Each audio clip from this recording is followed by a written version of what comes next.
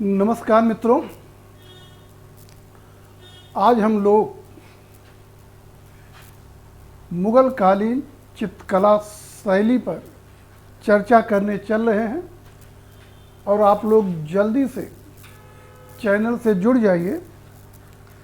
और बहुत सारे लोग जुड़ भी चुके। जितेंद्र कुमार, गुड इवनिंग जितेंद्र जी।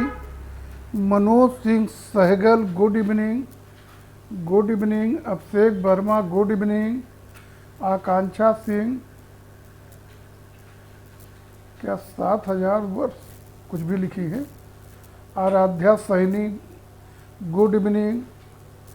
Sanjay Anand, good evening. Arun Kumar, good evening. सभी को गुड इवनिंग। और आइए हम लोग शुरू करते हैं मुगल कालीन चित्रकला। तो आप देखेंगे मुगल कालीन चित्रकला शैली, मुगल कालीन चित्रकला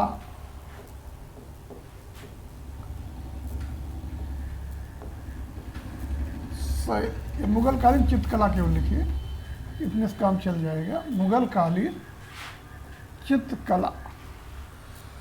तो मुगल कालीन चित्रकला नाम से ही क्लियर है कि इसका विकास मुगल शासकों के संरक्षण में हुआ।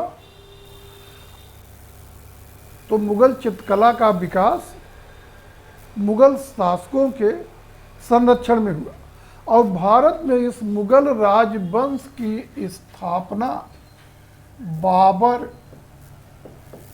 के द्वारा 1526 ईस्वी में पानीपत के प्रथम युद्ध में विजयी होकर की गई। बाबर द्वारा 1526 ईस्वी में पानीपत के प्रथम युद्ध में विजयी होकर भारत में इस मुगल राजवंश की स्थापना की गई और 1526 से लेकर आगे 1857 ईस्वी तक भारत पर मुगलों का शासन रहा, जिसे स्पष्ट रूप से दो चरणों में विभक्त किया गया है। नंबर 1 मुगल काल और नंबर 2 मुगल वंश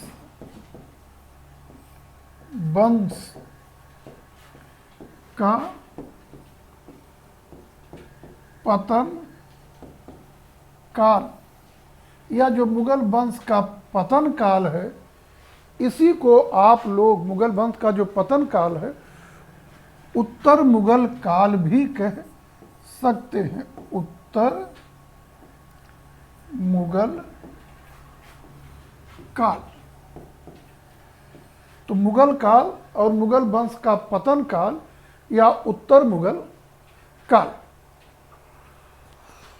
और जो मुगल काल है, ये चरण 1526 से 1707 ईस्वी तक रहा और जो मुगल वंश का पतन काल है, ये चरण 1707 से 1857 ईस्वी तक रहा।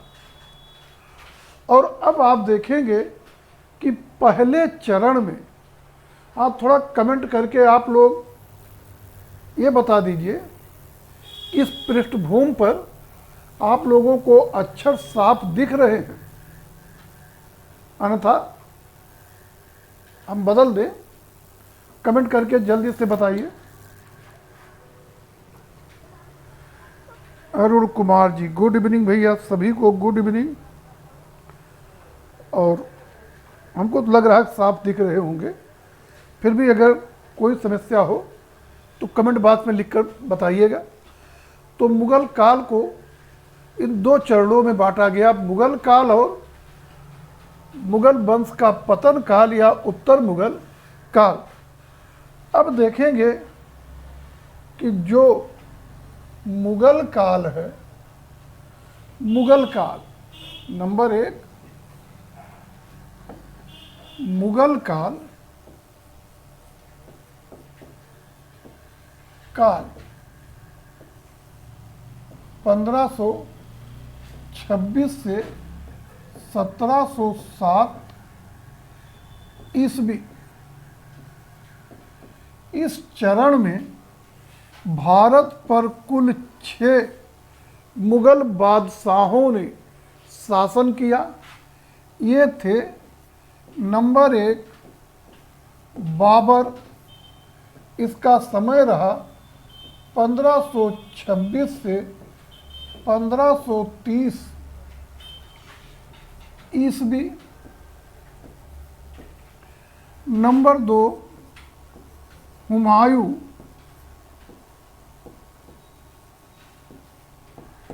इसका समय रहा 1530 से 1540 ईस्वी। पुनः 1555 से 1556 ईस्वी।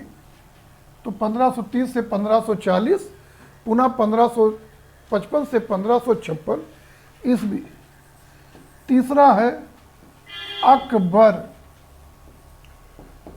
अकबर और अकबर का समय है 1556 से 1605 ईस्वी। अगला बादशाह आपका रहेगा जहांगीर। जहांगीर और जहांगीर का समय है 1605 से 1627 ईस्वी। अगला बादशाह है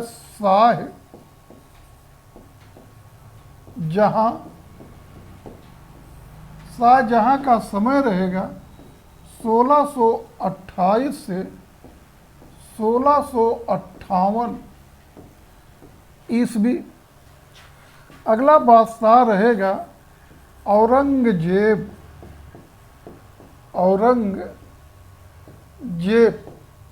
और औरंगजेब का समय है 1658 से 1707 ईस्वी। तो पहले चरण में इन 6 मुगल बादशाहों ने भारत पर शासन किया। और अब देखेंगे जो दूसरा चरण है,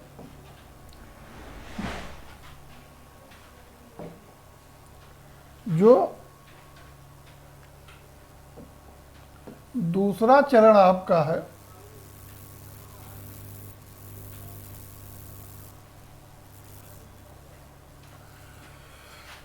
दूसरा चरण मुगल वंश का पतन काल या उत्तर मुगल काल। ये रहा 1707 से 1857 ईस्वी। और इस चरण में कुल 12 मुगल बादशाहों ने भारत पर शासन किया है। कुल 12 मुगल बादशाहों ने जो है भारत पर शासन किया है। और आप देखेंगे कि इस चरण में शासन तो 1707 से 1857 तक 12 मुगल बादशाहों ने किया है, लेकिन उनमें महत्वपूर्ण और थोड़ा सा प्रमुख जो कभी हमसे पूछे जा सकते हैं, उन्हीं पर हम चर्चा करेंगे। तो तो मुगल वंश का जो पतन काल है 1707 से 1857, इस काल में निम्न कोटि के अयोग्य शासक हुए और इस काल में कुल 12 बादशाहों ने भारत पर शासन किया, जिनमें कुछ अपेक्षाकृत प्रमुख निम्न है। नंबर 1,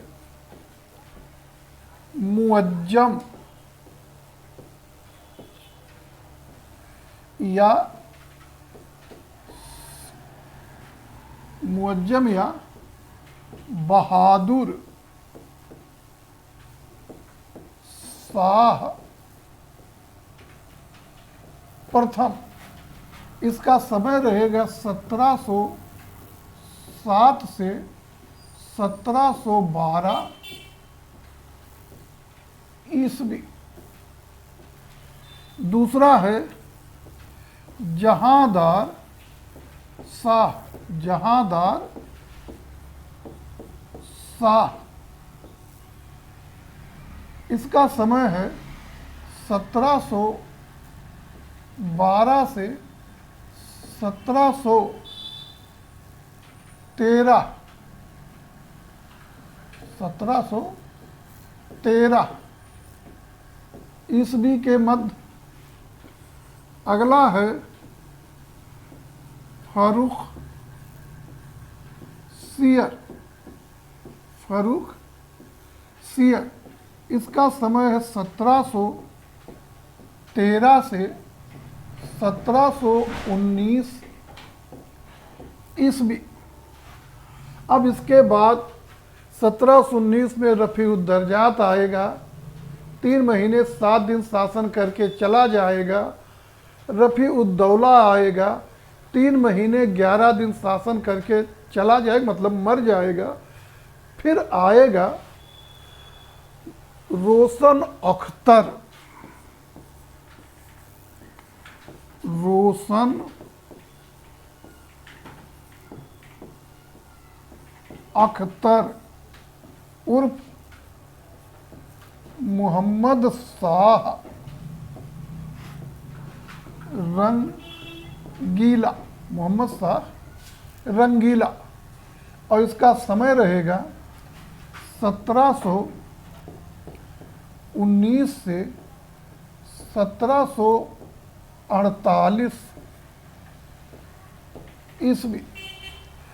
अब इसके बाद मोहम्मद शाह रंगीला के बाद आपका अहमद शाह आलमगीर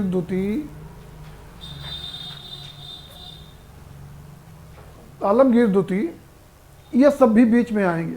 और फिर आएगा शाह आलम द्वितीय, शाह आलम द्वितीय, शाह आलम द्वितीय। 1759 से 1806 ईस्वी रहेगा। फिर आएगा अकबर द्वितीय, ये 1806 से 1837 तक शासन करेगा। और फिर आएगा बहादुर शाह, बहादुर शाह द्वितीय जफर, बहादुर शाह द्वितीय जफर 1837 से 1857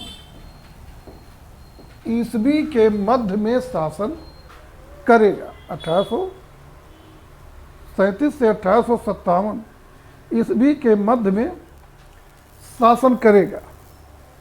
तो ये मुगल शासक हैं जो भारत पर शासन किए हैं, भारत पर शासन किए हैं।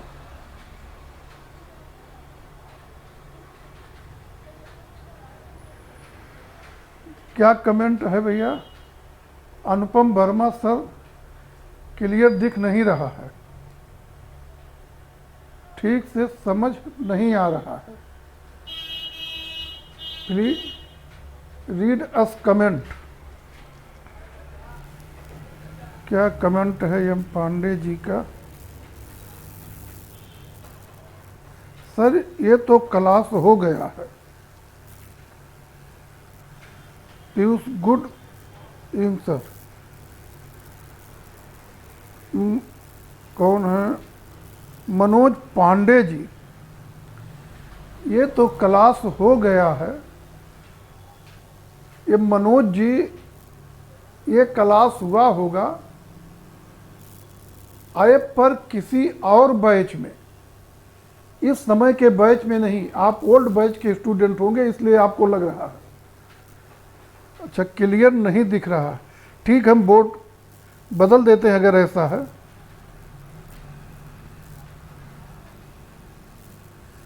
मनोज पांडे जी, ताजमहल में ना पढ़ाएं तो चलिए ठीक है, मैदान में पढ़ाते हैं, कोई बात नहीं। जरा बोर्ड को जो है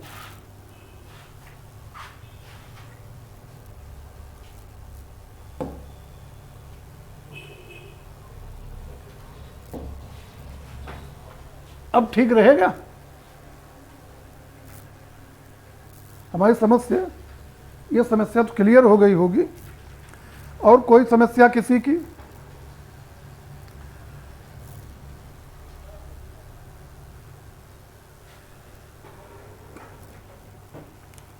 और Ravikant good evening. Good evening. महिमा राय, एग्जाम कब तक होगा? तो महिमा राय जी इलाहाबाद में है, तो इस पर हमसे ना ही पूछे तो बेटर है। ऐसे इस समय हवा चल रही 15 अगस्त के पहले होगा, लेकिन ये मान के चलिए परीक्षा जो है बहुत जल्दी होगी। तो लास्ट अगस्त या सितंबर में बहुत जल्दी होगी, तो इसके पहले नहीं। और इसके बाद जो है और किसी, वर्षा मौर्य, लोग फोन भी बराबर कर रहे हैं। तो और बहुत अच्छे से समझ में आ रहा है। Varsha good evening. Good evening. Ram Khilawan Ram ji, good evening भैया। चलिए, समझ में आ रहा है तो बहुत अच्छा। पवन वर्मा जी, अच्छे से समझ में आ रहा है। संजय आनंद, क्वेश्चन आंसर नहीं होगा क्या? संजय आनंद जी, क्वेश्चन आंसर का समय सोमवार, बुधवार और शुक्रवार है। आज हम तो ऐसे ही इस पर क्लास ले रहे हैं यूट्यूब पर।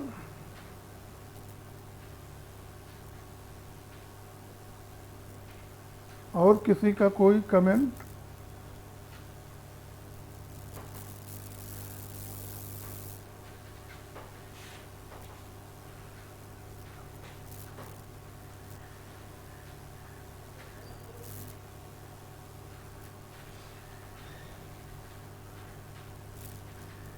ठीक है, हमारी समस्या लोगों को निपट चुकी होगी। हाँ, कोई चीज़ समझ में नहीं आ रहा हो या आपको लग रहा कुछ और होना चाहिए, तो उस बारे में आप कमेंट करिए। तो ये रहा मुगल शासकों का शासनकाल। जनरली टीजीटी में शासनकाल संबंधित क्वेश्चन नहीं आते हैं, फिर भी जानना चाहिए कि ताकि आपको पढ़ने के क्रम में एक क्रमबद्धता बनी रहे। बाकी नेट वगैरह में शासनकाल से रिलेटेड भी प्रश्न पूछे जाते, पीजीटी में, नेट में, सब में पूछे जाते हैं। लेकिन टीजीटी के लोगों को भी क्रम जानना चाहिए, मोटा मोटा सन न याद हो इतना कि इनके बाद ये, इनके बाद ये, इनके बाद ये शासन किए। और अब हम आगे देखते हैं तो आगे देखेंगे मुगल चित्रकला। मुगल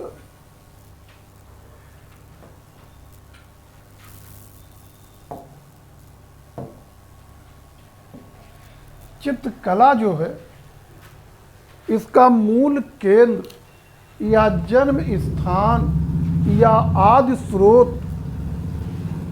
मूल केंद्र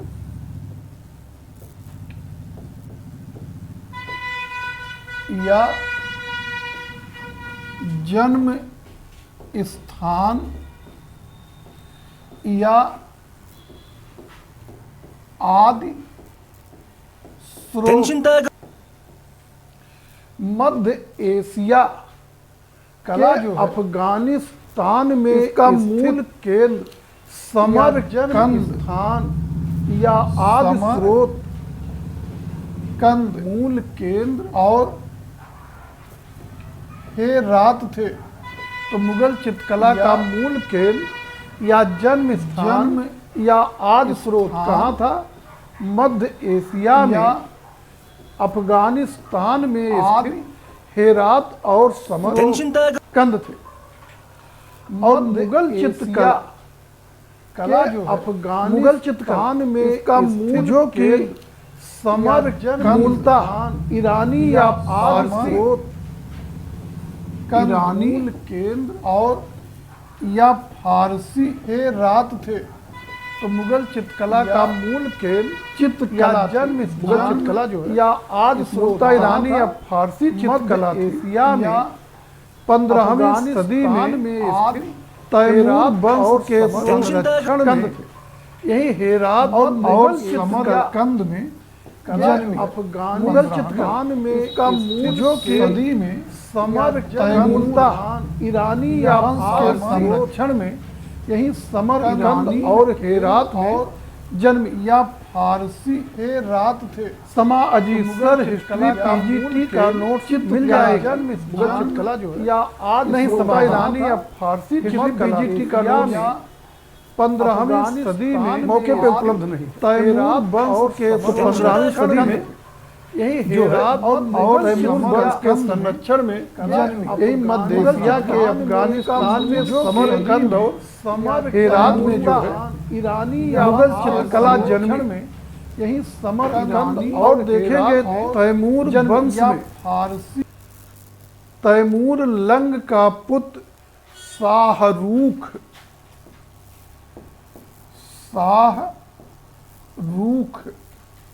मिर्जा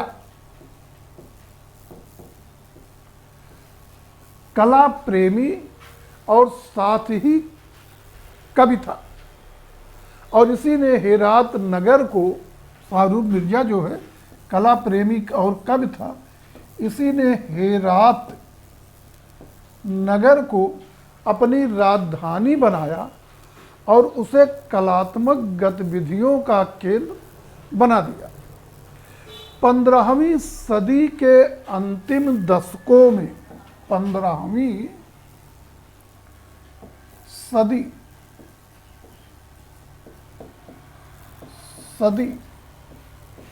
के अंतिम दशकों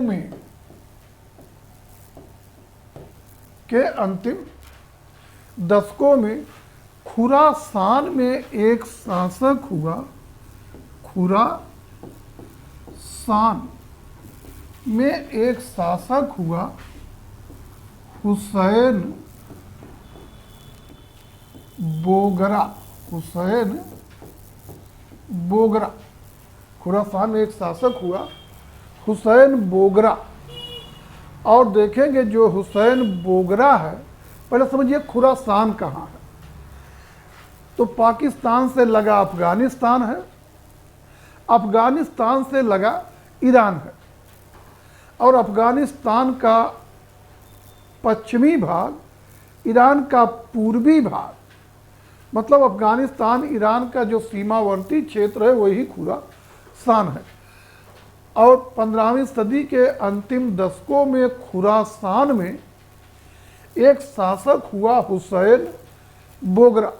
और इसी हुसैन बोगरा के संरक्षण में, हुसैन बोगरा के संरक्षण में बिहजाद नामक प्रसिद्ध चित्रकार हुआ, जो कि पूरब के राफेल या पूरब का रफेल के रूप में प्रसिद्ध है। पूरब का राफेल या पूरब के रफेल के रूप में प्रसिद्ध है। और देखेंगे हुसैन बोगरा की मृत्यु के बाद बिहजाद जो है, बिहजाद जो है ये ईरान के शाह इस्माइल के दरबार में पहुंच गया और यही शाह इस्माइल के दरबार में बिहजाद ने नई शैली को जन्म दिया, जिसे ईरानी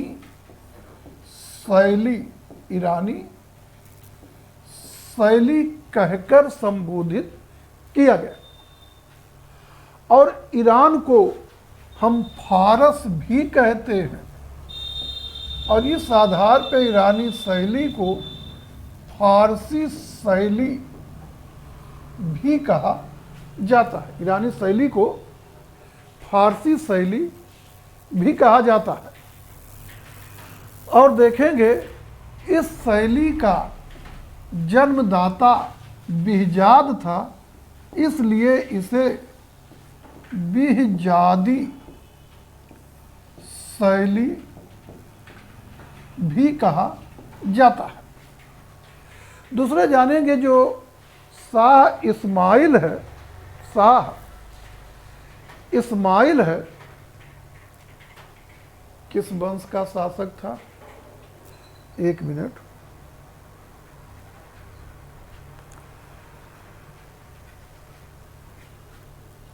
ईरान का शाह इस्माइल जो है, इसी के संरक्षण में ये शैली विकसित हुई है। और शाह इस्माइल जो है, इसे देखेंगे इसका वंश जो था, एक मिनट स्लिप कर रहा, हम बता रहे हैं। इसका वंश था, शाह से है, क्या नाम है?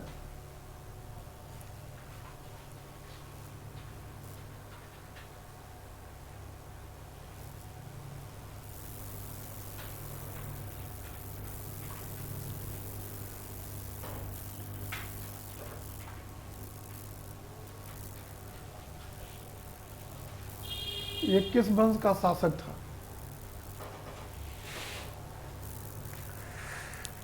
एक मिनट भाई, स्लिप कर रहा माइंड से। तो जो है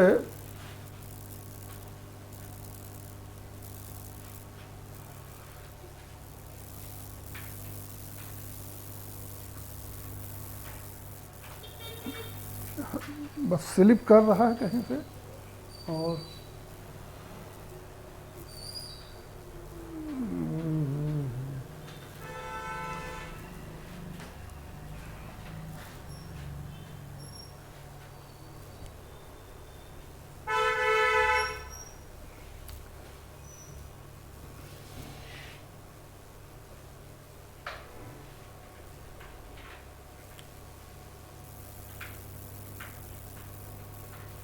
किस वंश का था? देखिए आ गया, स्लिप कर रहा था। सफवी वंश, सफवी वंश का था, इसलिए इसे सफाविद शैली भी कहते हैं। तो कुल मिला के ईरानी शैली का जन्मदाता बिहजाद था और ईरान में शैली विकसित हुई, इसलिए ईरानी शैली कहेंगे। ईरान को भी फारस भी कहते हैं, इसलिए इसे फारसी शैली भी कहेंगे। इसका जनक बिहजाद है, इसलिए बिहजादी शैली भी कहेंगे। और शाह इस्माइल के संरक्षण में ये विकसित हो रही है। और शाह इस्माइल सफाविद शैली का, सफाविद वंश का शासक था। और सफाविद वंश के शैल संरक्षण में यह ईरानी शैली विकसित हो रही है, इसलिए इसे सफाविद शैली भी कहेंगे। और अब आगे देखेंगे यह ईरानी शैली या फारसी शैली या बिहजादी शैली या सफाविद शैली जो है बाबर तथा हुमायूं के समय में भारत आई और बाबर तथा हुमायूं के समय तक जो मुगल शैली है वो पूर्ण रूपेण ईरानी शैली थी। अकबर के समय में आकर इसमें भारतीय तत्वों का मिश्रण हुआ, जिससे अपेक्षाकृत अधिक उन्नतशील मुगल शैली का निर्माण हुआ, अधिक उन्नतशील मुगल शैली का निर्माण हुआ। और अब हम लोग पहले यहाँ तक देख लेते हैं कि प्रश्न क्या पूछे जा सकते हैं और फिर एक एक शासक को लेकर उनके समय की चित्रकला पर चर्चा करेंगे। तो आप देखेंगे इससे रिलेटेड जो आपके क्वेश्चन बनेंगे उनमें से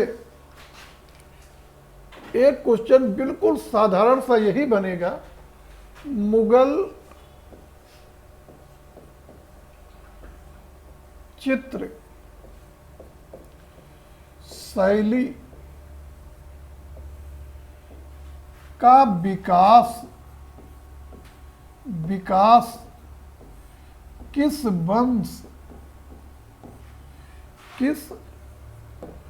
वंश के शासकों के संरक्षण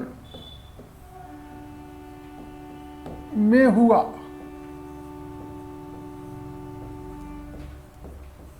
मुगल चित्र शैली का विकास किस वंश के शासकों के संरक्षण में हुआ? तो आंसर हो जाएगा मुगल वंश। क्या होगा? मुगल वंश। और बाकी एक क्वेश्चन यहां पर आपका बनेगा, मुगल शैली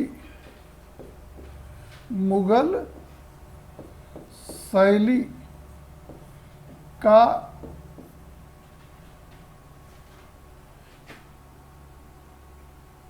जन्म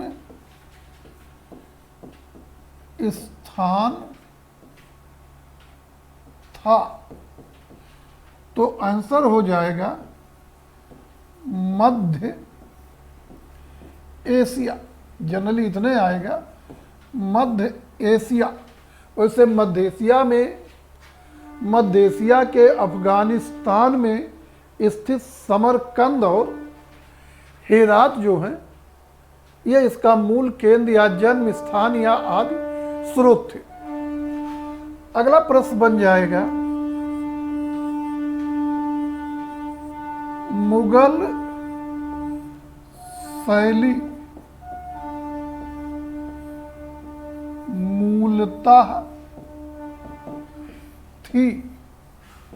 तो आप आंसर देंगे इसका ईरानी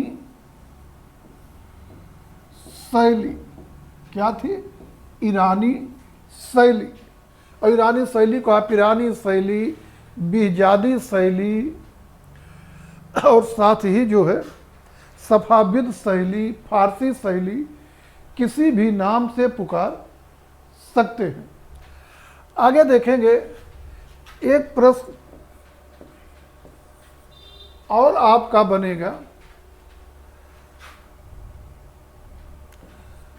तैमूर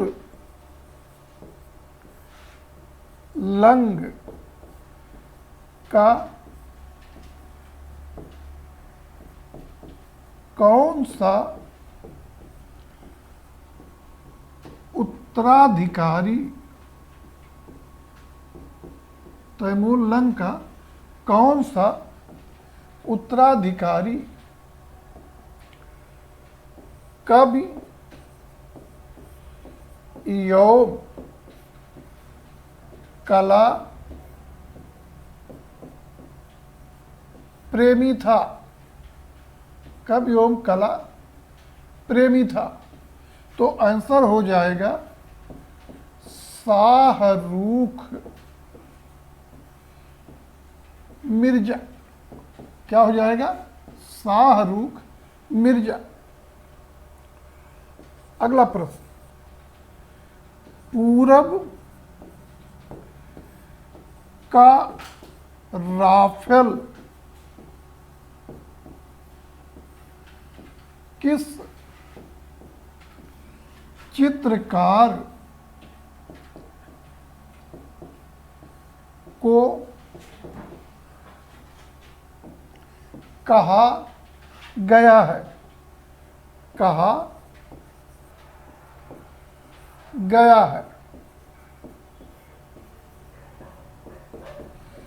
पूरब का राफेल किस चित्रकार को कहा गया है? तो आंसर होगा बिहजाद। अगला प्रश्न बना देंगे, पूरब का राफेल के रूप में प्रसिद्ध बिहजाद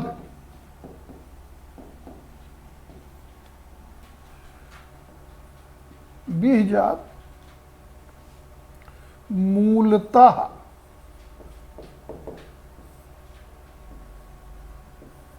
किस शासक का दरबारी चित्रकार था? किस शासक का दरबारी चित्रकार था? तो आंसर हो जाएगा हुसैन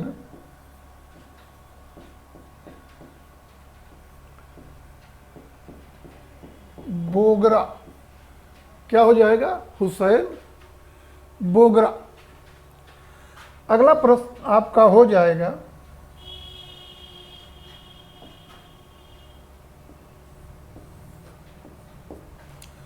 हुसैन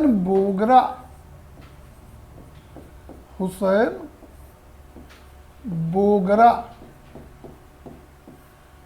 की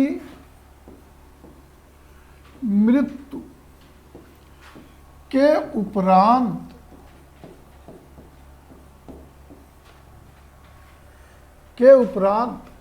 बिहजाद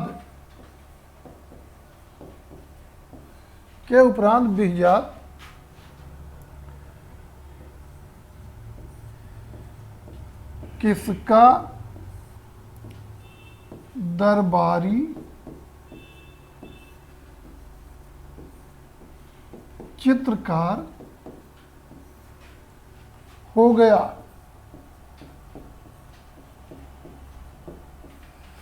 आंसर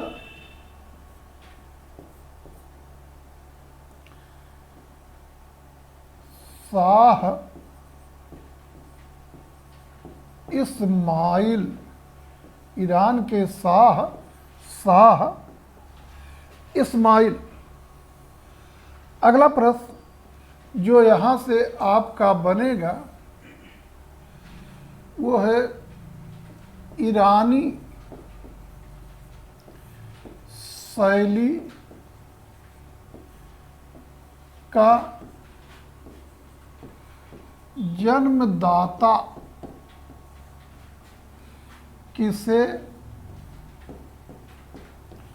माना जाता है? ईरानी शैली का जन्मदाता किसे माना जाता है? आंसर होगा बिहजाद।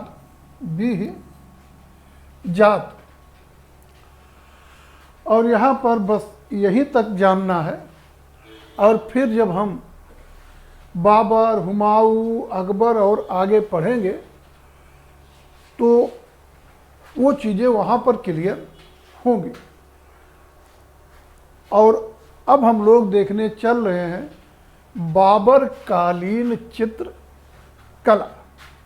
तो अब हम लोग चर्चा करेंगे बाबर कालीन चित्र कला पर, बाबर कालीन चित्रकला पर चर्चा करेंगे।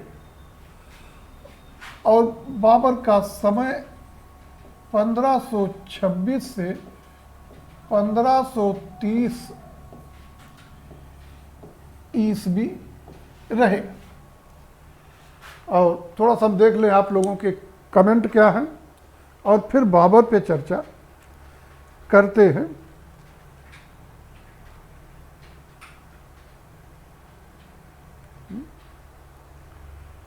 तो रेणु पांडे सर एक बार रिपीट कर दीजिए।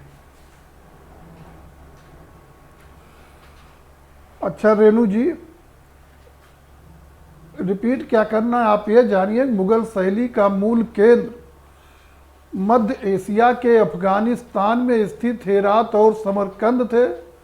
और यहीं पे तैमूर लंग या के तैमूर वंश के संरक्षण में मूलतः मुगल चित्रकला जन्मी। तैमूर लंग का उत्तराधिकारी हुआ शाहरुख मिर्जा, जो कवि और कला प्रेमी था। शाहरुख मिर्जा ने हेरात नगर बसाया, उसे कलात्मक ढंग से सजाया। 15वीं सदी के अंतिम दशकों में खुरासान में हुसैन बोगरा नाम का शासक हुआ, जिसके दरबार में पूरब के राफेल के रूप में प्रसिद्ध बिहजाद नामक चित्रकार था। हुसैन बोगरा की मृत्यु के बाद बिहजाद ईरान के शाह इस्माइल के दरबार में चला गया और वहाँ पर बिहजाद ने नई शैली ईरानी शैली को जन्म दिया।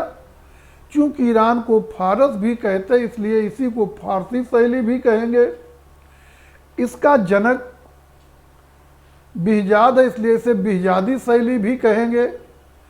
और साथ ही इस शैली का विकास सफाविद वंश के शासकों के या सफाविद या के सफवी वंश के शासकों के संरक्षण में हुआ, इसलिए इसे सफाविद शैली भी कहेंगे। बाद में हुमायूं और हुमायूं के समय में यही शैली भारत आई। हुमायूं बाबर के समय तक जो मुगल शैली थी वो पूरी तरह से ईरानी शैली थी। अकबर के समय में इसमें भारतीय कला के तत्वों का मिश्रण हुआ और अपेक्षाकृत उन्नतशील मुगल शैली का विकास हुआ। और आगे जो है कंचन गौतम, नमस्कार नमस्कार, सबका स्वागत है।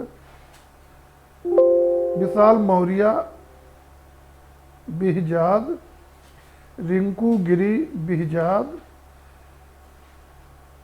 किंग राघवेंद्र भाई प्रणाम प्रणाम भैया।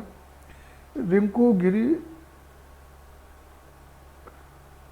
क्या लिखे, योगेंद्र पाल प्रणाम। और कोई कमेंट?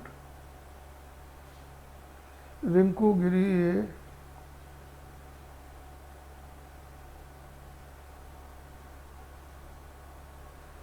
चलिए ठीक है।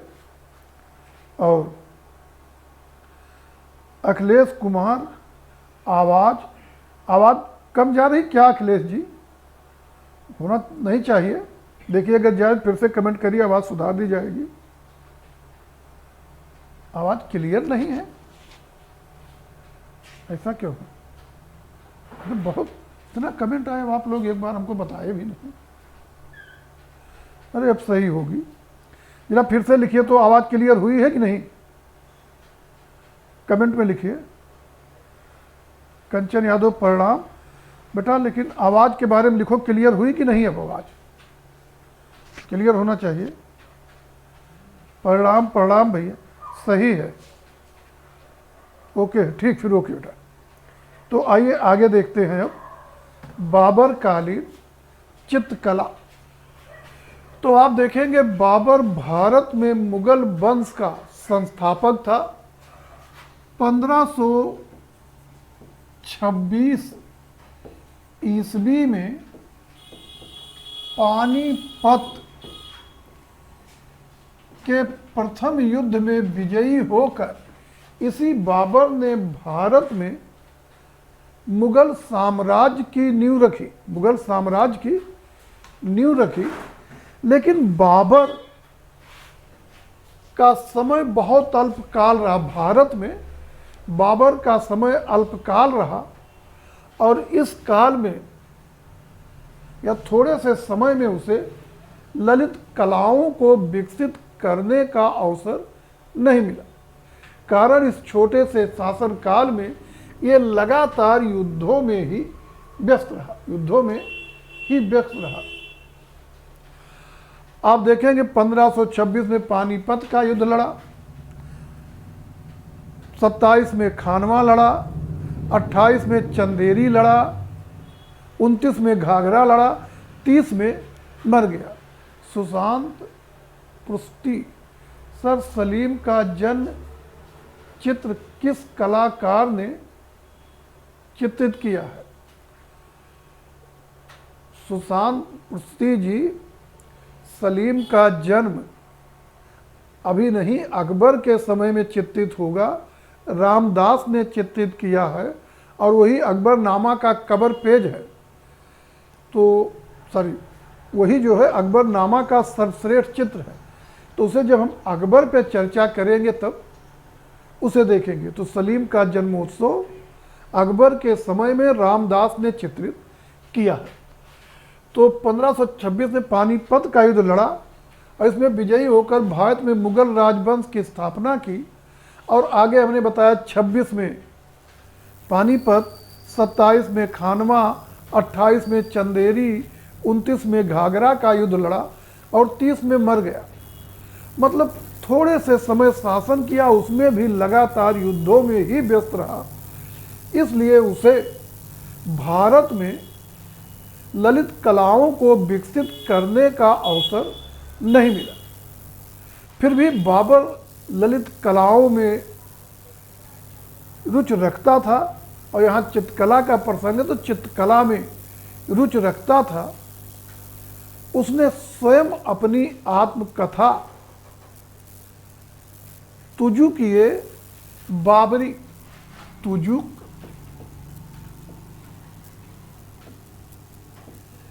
ये बाबरी तुर्की भाषा में लिखी है। और उसकी इस आत्मकथा में चित्रकला विषयक कई संदर्भ आए हैं, जिससे स्पष्ट हो जाता है कि बाबर चित्रकला में रुचि रखता था। इतना ही नहीं, बाबर ने समकालिक बिहजाद, शाह मुजफ्फर नामक चित्रकारों के चित्रों की जो समीक्षा की है, उससे ये भी क्लियर हो जाता है कि वो कला के मामले में पारखी भी था। तो बाबर चित्रकला में रुचि रखता था, साथ ही कला पारखी था। इस बात की जानकारी स्वयं बाबर द्वारा लिखित उसकी आत्मकथा तुजुक-ए बाबरी से हो जाती। विभा शर्मा, सर बाबर ने 5 साल ही शासन किए। विभा जी, ऐसा नहीं है। बाबर पहले अफगानिस्तान में काबुल का शासक था। हाँ, भारत के संदर्भ में उसने 4.5-5 साल ही शासन किया है। तो और आगे देखेंगे कि ये इसकी आत्मकथा है और इसने तुर्की भाषा में लिखी थी। अकबर के समय में अब्दुल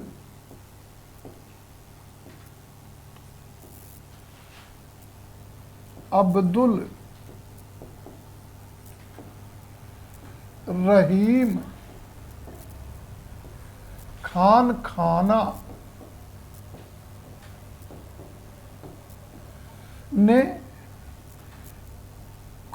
ने बाबर नामा शीर्षक से तुजुक-ए बाबरी का फारसी भाषा में अनुवाद किया और अकबर के समय में जो है इसे चित्रित भी किया गया और वर्तमान में जो तुजुक-ए बाबरी है वो राष्ट्रीय संग्रहालय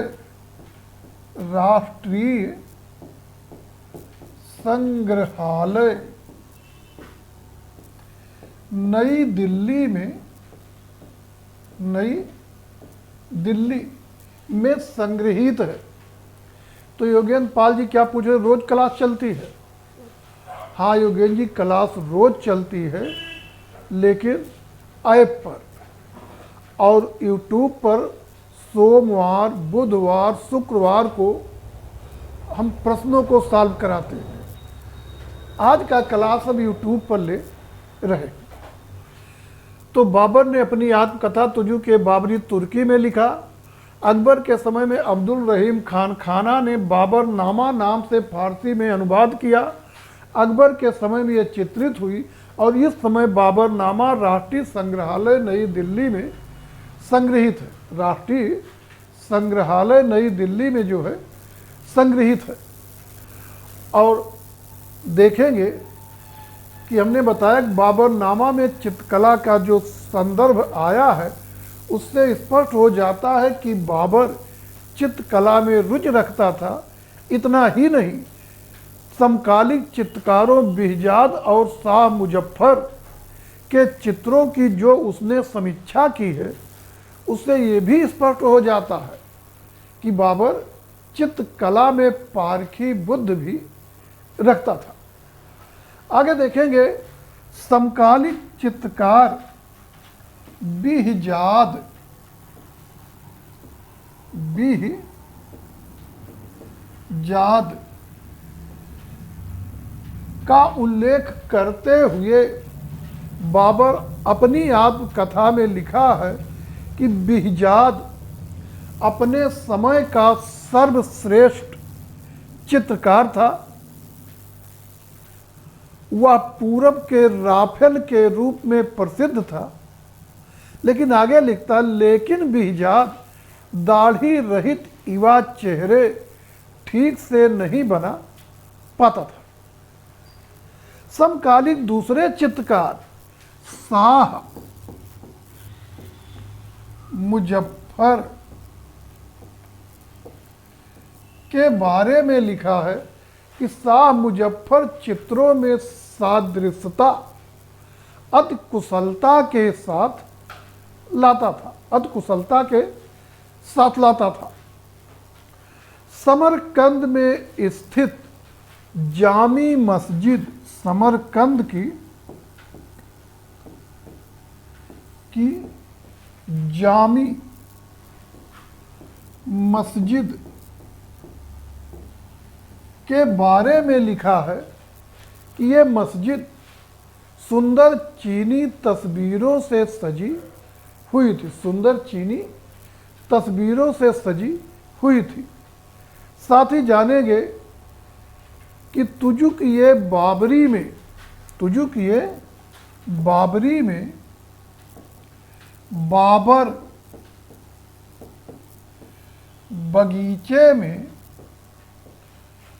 बगीचे में दावत उड़ाते हुए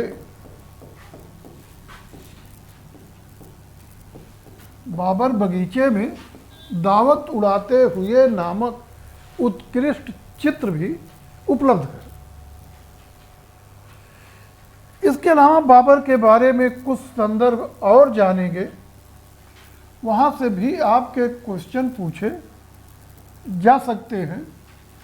तो आप देखेंगे बाबर अपने साथ फिर दौसी रचित सायनामा की एक प्रत भी लेकर आया था। फिरदौसी रचित सायनामा की एक प्रत भी लाया था। और देखेंगे फारसी भाषा के होमर के रूप में प्रसिद्ध फिरदौसी ने 11वीं सदी में महमूद गजनबी के दरबार में सायनामा लिखी। भाषा फारसी है। इसकी एक प्रत बाबर अपने साथ लेकर आया था। अकबर के समय में इस सायनामा को चित्रित किया गया और चूंकि सायनामा में ईरान के शासकों का इतिहास वर्णित है, इसलिए सायनामा में ईरानी शासकों के चित्र प्राप्त होते हैं। तो ईरान का इतिहास वर्णित है, जिसमें जब चित्रण होगा तो ईरानी शासकों के चित्र बनेंगे, जिसमें ईरानी शासकों के चित्र प्राप्त होते हैं। वर्तमान में सायनामा रॉयल एशियाटिक सोसाइटी लंदन में संग्रहित है। लंदन में संग्रहित है। और एक शब्द हमने यहाँ बोला था कि फिरदौसी को फारसी भाषा का होमर कहा जाता है। अब एक प्रश्न उठता है, होमर कौन था? तो होमर जो है ये यूनान का विद्वान, प्राचीन यूनान का विद्वान था और इसने इलियड और ओडिसी नामक 2 महाकाव्य लिखे हैं। तो ये भी महत्वपूर्ण है। तो सायनामा फारसी भाषा के होमर के रूप में प्रसिद्ध फिरदौसी ने लिखा। बाबर उसकी एक प्रत लेकर आया। चित्रण इसका अकबर के समय में हुआ और इसमें ईरानी शासकों के चित्र मिलते हैं। वर्तमान में ये रॉयल एशियाटिक सोसाइटी लंदन में संग्रहित है। और बस चित्रकला के संदर्भ में इतना ही। बाकी जब हम मुग़ल साहित्य पढ़ेंगे, मुग़ल वास्तुकला पढ़ेंगे, तो उससे रिलेटेड संदर्भों पे चर्चा करेंगे। तो चूंकि यहाँ पर हम केवल चित्रकला देख रहे हैं, इसलिए उन सब पर विशेष चर्चा यहाँ नहीं होगी। और अब हम लोग देख लेते हैं कि बाबर कालीन चित्रकला से संबंधित कौन से क्वेश्चन हमारे पूछे जा सकते हैं।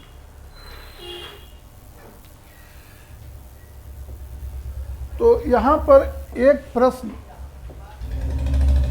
आपका यही बन जाएगा, यद्यपि वो राजनीतिक प्रश्न है, लेकिन थोड़ा सा मूल है, इसलिए पूछा जा सकता है, भारत में मुगल वंश का संस्थापक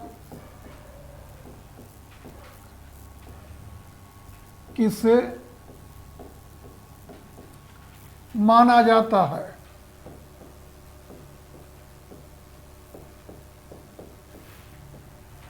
माना जाता है, आंसर होगा बाबर।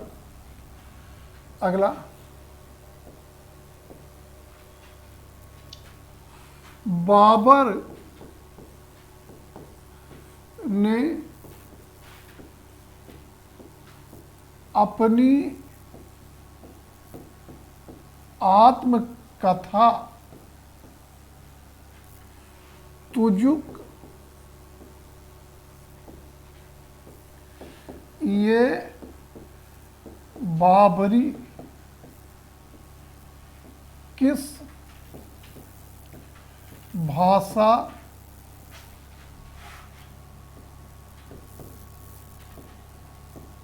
में लिखी है?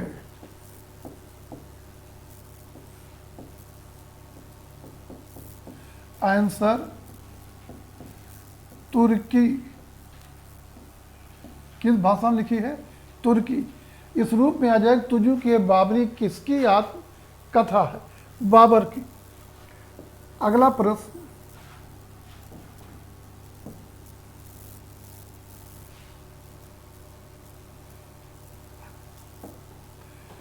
तुजुक ये बाबरी का बाबरनामा शीर्षक से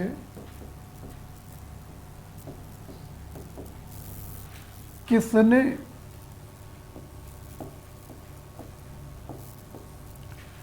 फारसी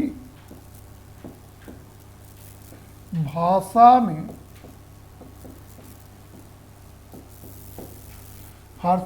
में अनुवाद किया? तो ये तो जानना कि बाबरनामा तुजुक ये बाबरी का फारसी अनुवाद है। दूसरे जानना किसने किया, तो आंसर हो जाएगा अब्दुल रहीम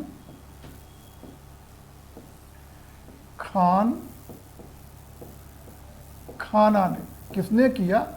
अब्दुल रहीम खाना ने। अगला प्रश्न बन जाएगा,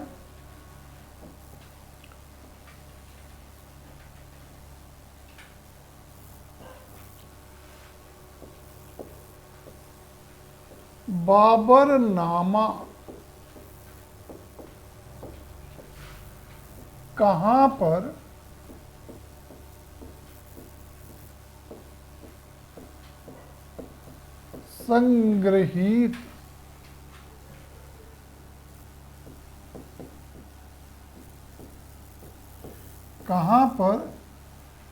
संग्रहित है? आंसर होगा राष्ट्रीय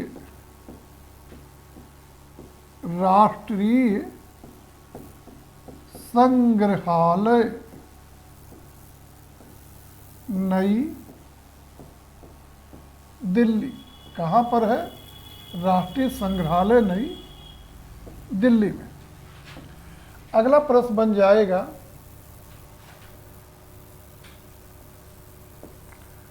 बाबर ने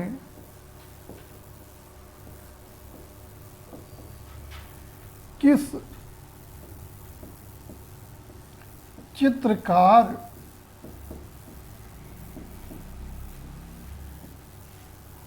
के बारे में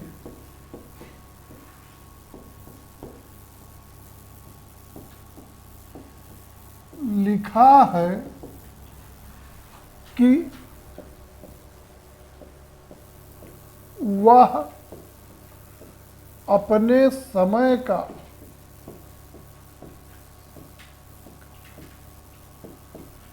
सर्वश्रेष्ठ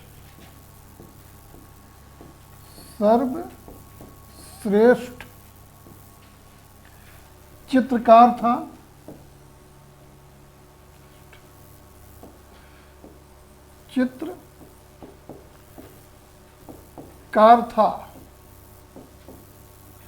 किंतु वह दाढ़ी रहित युवा चेहरे ठीक से नहीं बना पाता था। बाबर ने किस चित्रकार के बारे में लिखा है कि वह अपने समय का सर्वश्रेष्ठ चित्रकार था, किंतु वह दाढ़ी रहित युवा चेहरे ठीक से नहीं बना पाता था? आंसर होगा बी, जात। अगला प्रश्न, प्रश्न संख्या 6। बाबर ने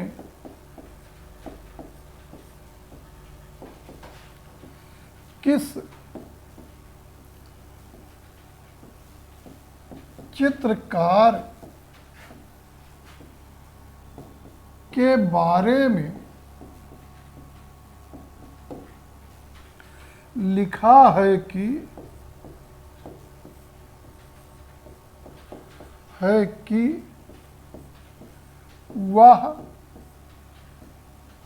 चित्रों में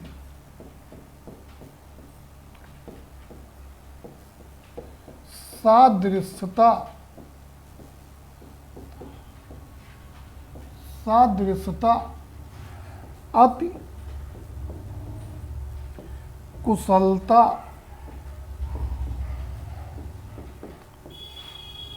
से लाता था?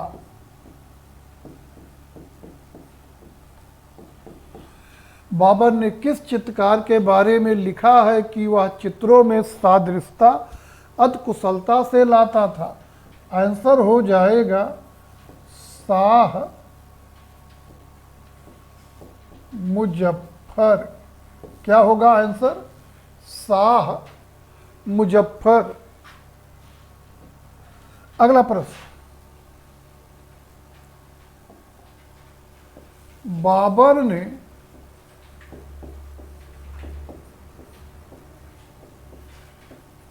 अपनी आत्मकथा में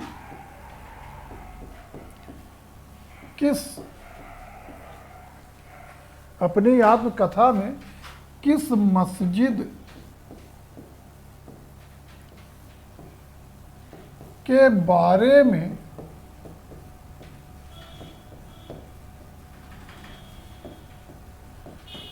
लिखा है कि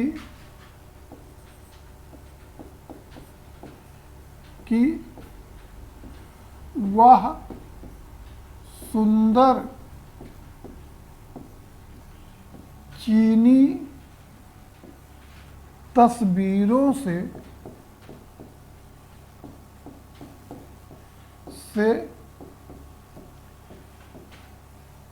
सजी थी?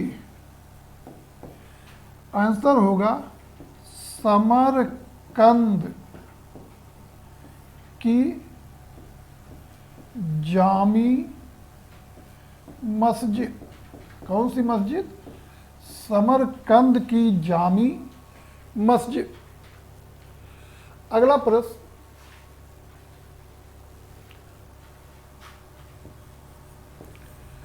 बाबर बगीचे में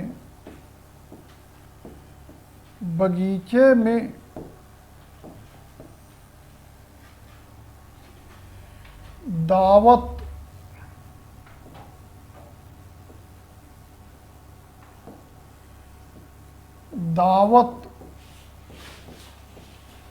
उड़ाते हुए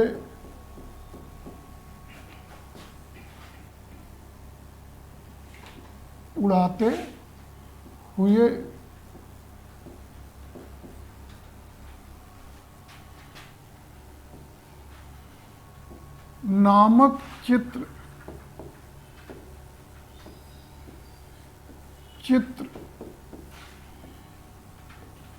किस मुगल पोथी में उपलब्ध है?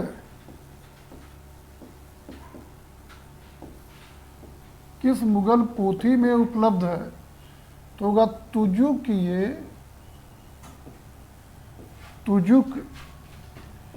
ये बाबरी। किस पोथी में है?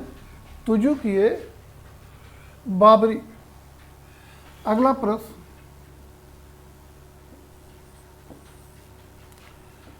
शाहनामा किसकी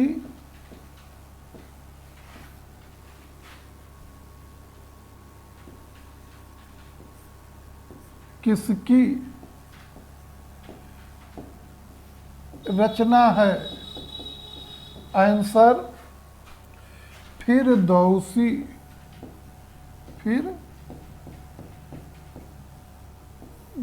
की। अगला प्रश्न,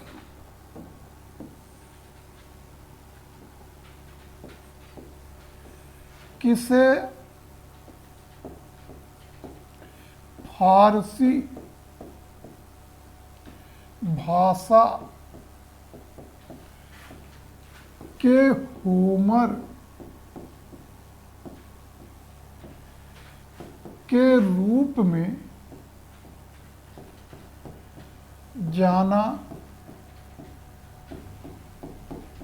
जाता है? आंसर फिरदौसी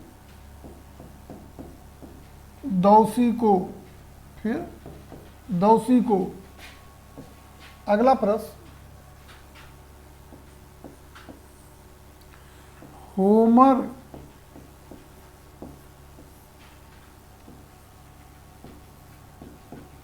कहाँ का विद्वान था? आंसर यूनान। अगला प्रश्न, इलियड और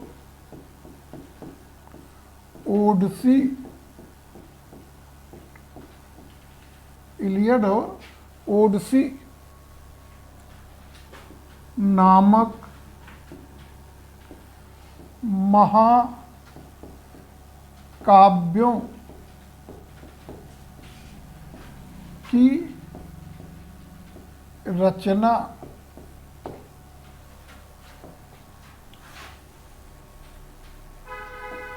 किसके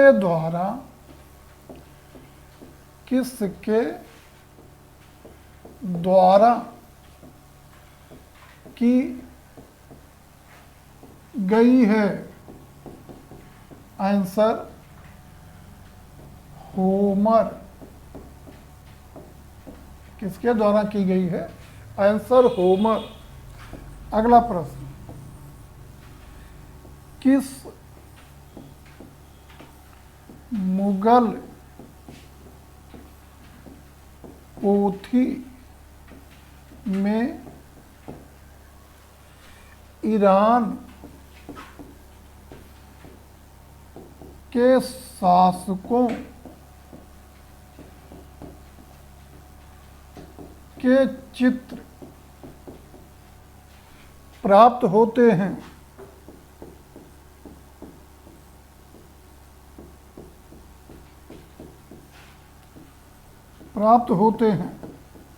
आंसर शाहनामा।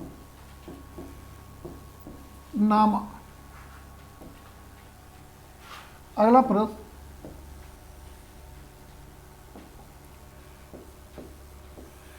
शाहनामा कहाँ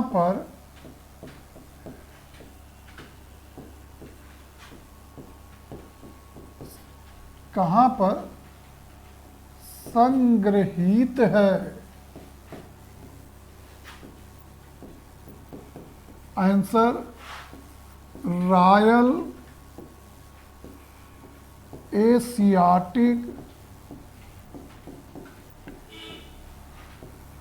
सोसाइटी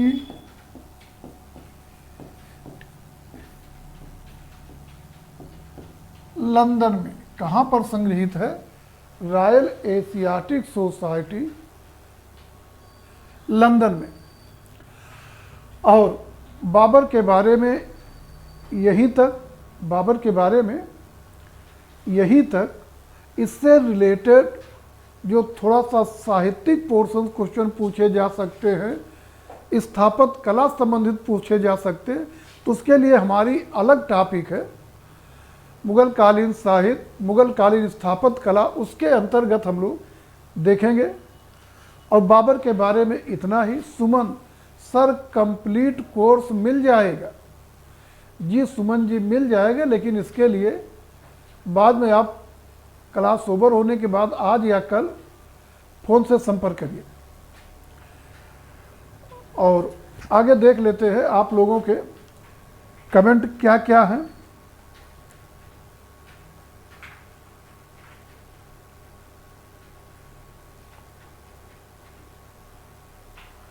नीतू पाल लंदन, नीतू शाहनामा, नीतू पाल,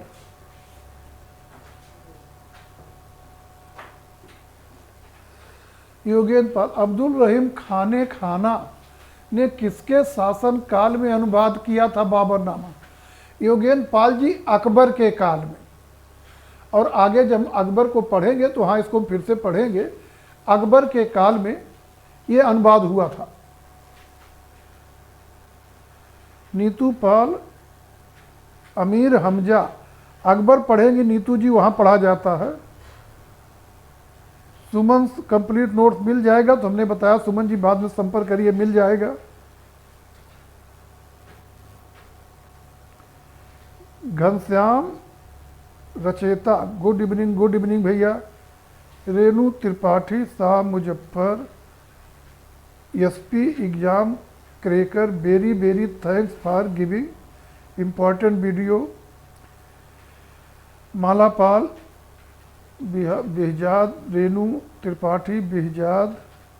अब्दुल रहीम खाना किसके शासनकाल में अनुवाद किया था बाबरनामा का? तो अभी हमने बताया अकबर के समय में। सर कब से पढ़ा रहे हैं? 8 बजे से मालापाल जी। योगेंद्र पाल, बहुत अच्छा लग रहा है क्लास, धन्यवाद भैया। Malapal, good night sir, good night. और मालापाल जी गुड नाइट, बाकी जब तक आदमी काम कर रहा तब तक कौन सा नाइट? तो हम लोगों को गुड नाइट नहीं, गुड डे ही है।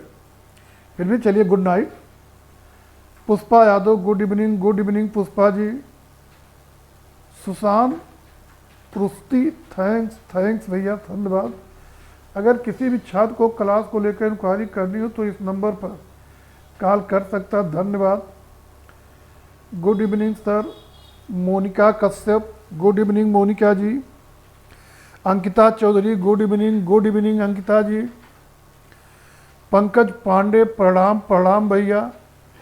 योगेंद्र पाल, रोज क्लास चलती है? तो योगेंद्र जी बता चुके हैं, सोमवार, बुधवार, शुक्रवार 3 दिन हम प्रश्नों का सेट हल कराते हैं यूट्यूब पे 9:30 से 10 के बीच। ये तो आज हमने मुगल काल की शुरुआत थी, इसलिए लेक्चर लेकर हम यूट्यूब पर भी आ गए।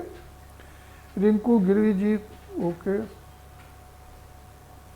पूनम वर्मा, क्लियर है सर, ओके। अर्चना सिंह, सही है आवाज़, ओके ठीक। आप सब लोगों को बहुत बहुत धन्यवाद। और इसी के साथ आज का क्लास समाप्त करते हैं। गुड नाइट, शुभ रात्रि।